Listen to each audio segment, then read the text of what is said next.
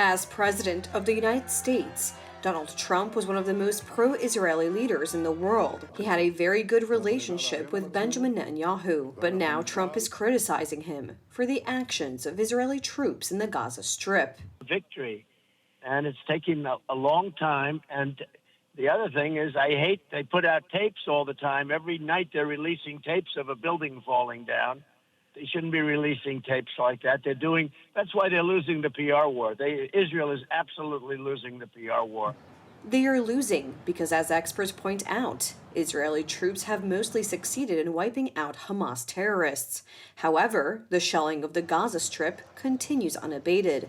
Why such harsh criticism of Israel's prime minister by Trump? Donald Trump is also the author of the Abrahamic Accords with the state, with the Muslim world. And in a sense, what Israel is doing now completely nullifies those 4-year efforts of his until 2021, the essence of which was precisely to reconcile the Islamic world, this kind of civilized Islamic world, with Israel. Israel has been criticized around the world by both right-wing and left-wing politicians, such as Spanish Prime Minister Pedro Sanchez, who has not ruled out cutting strategic relations with Israel. Well, in the case of the European Union, the situation will be that there's an open door to have a debate within the European Council in order to see if we continue with this strategic relation or not. But this is something that first... Criticism is not surprising, as civilians are being killed. The real threat is Islamic terrorism, and certainly not Israel, from the point of view of European security, points out Europeist professor Tomasz Grosse. On the other hand, in terms of propaganda and a certain moral justification, Israel has lost this war against Hamas. Israel has also made numerous mistakes, including against Poland, especially after the murder of a Polish citizen who was a humanitarian volunteer. He was killed in the Gaza Strip after a convoy was bombed. The Israeli ambassador to Poland, instead of immediately apologizing, accused Poles of anti-Semitism.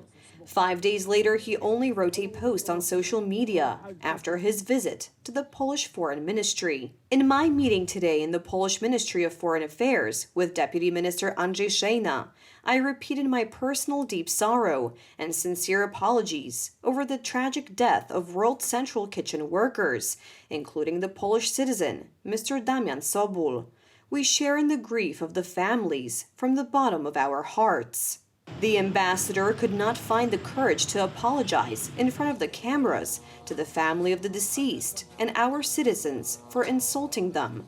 Such an online apology is certainly not enough, assesses the Palestinian ambassador to our country. In my opinion, this is very little. Mr. Ambassador exposed the true face of Israel without immediately apologizing for the upsetting, intentional, simply put, murder of that entire World Central Kitchen team. Polish authorities still have not forced Israel to participate in the investigation that is supposed to look into who is responsible for the death of the volunteers, including the Pole.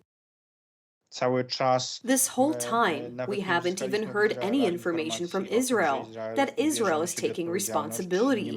There is not even talk of a willingness to pay compensation to the family of our murdered citizen. These are the most important tasks today in this regard by Polish diplomacy, and this is what the ministry's political leadership, headed by Minister Sikorski, should focus on. But as you can see online, Minister Sikorski is more focused on pictures in Sławomir Menczen's bars. I feel excluded, but maybe that's a good thing. It would be good if the Polish Foreign Ministry had an effective international policy. Adrian Borecki, TV Republika.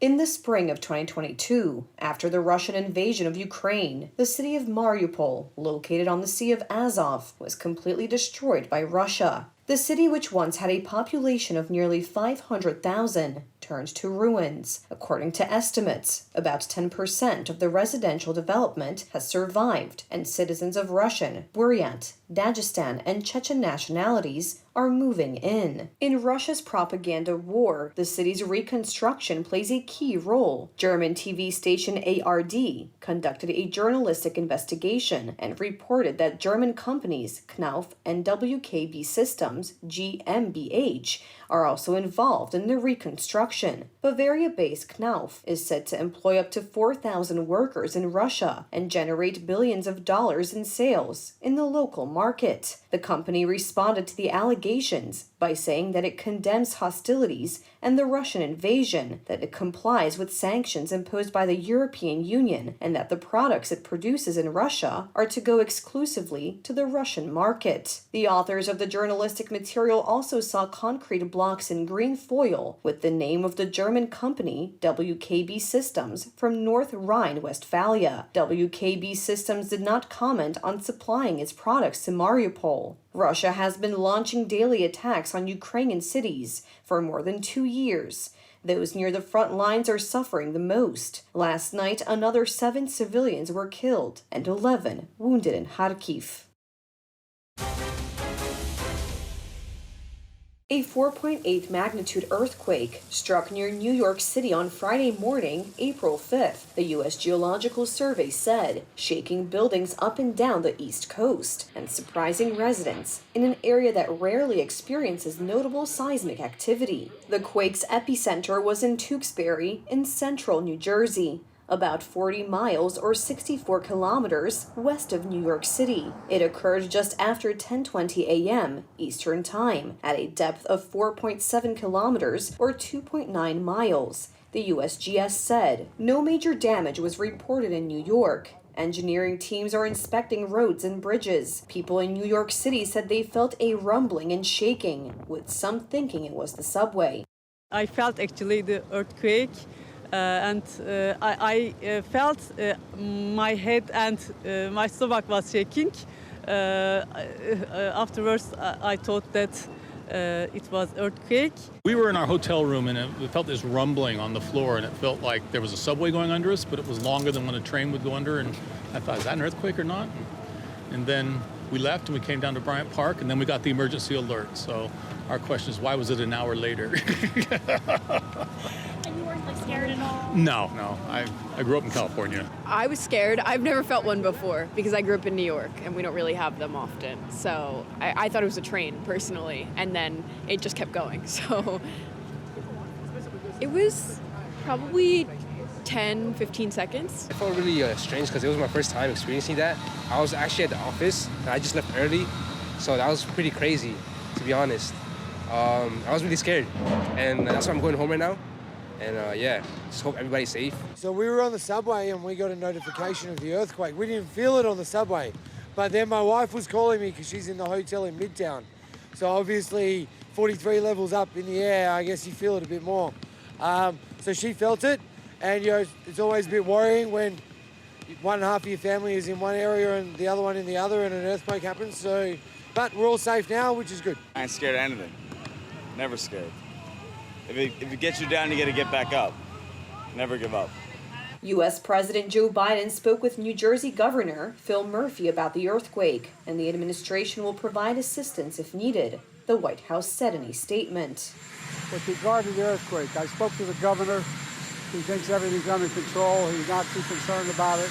The governor of New Jersey, so things are all right. Flights were held at area airports in the aftermath of the earthquake, but had resumed by 12:30 p.m. local time, according to the Federal Aviation Administration. Residual delays were expected. Friday's earthquake was the largest felt in the city since the 2011 5.8 magnitude earthquake in Virginia that prompted evacuations of City Hall and other buildings and caused damage in Washington. Earthquake magnitudes are measured on a logarithmic scale, which means the amount of energy released by a quake increases by more than 30 times for each whole number. The 1989 earthquake that disrupted baseball's World Series and rocked San Francisco was measured at a 6.9 magnitude, which would have made it more than 1,000 times more powerful than Friday's quake. Earthquakes in the eastern U.S. are felt across a far broader area because the bedrock is much older and harder, transferring seismic energy more easily, according to the USGS. The rocks in the western U.S. are younger and contain more faults that absorb earthquake energy. 50th anniversary celebrations of Abba's historic 1974 Eurovision victory with their iconic hit Waterloo took place across Europe on Saturday, April 6th. A recorded rendition of the Swedish band's mega hit, played by Abba's Benny Andersson, was performed by self-playing grand pianos simultaneously every hour in the cities of Stockholm, London, Berlin, and Warsaw. In the capital of Abba's home nation, Stockholm, fans flocked to Nordiska Kompaniet to buy Abba merchandise and memorabilia and watch the piano performance. Railway passengers traveling through Waterloo Station were surprised with an ABBA-inspired flash mob performance of Waterloo with a 20-person choir, led by the King's Coronation Choir director, Mark de Lisser. In a press release commenting on the anniversary, Abba said, "It's slightly dizzying and deeply humbling to think that millions of you who saw us for the first time in the Eurovision final 1974 have passed our music on, not only to one generation, but to several." They added, "We can celebrate the 50th anniversary of that event in the knowledge that our songs still resonate around the world."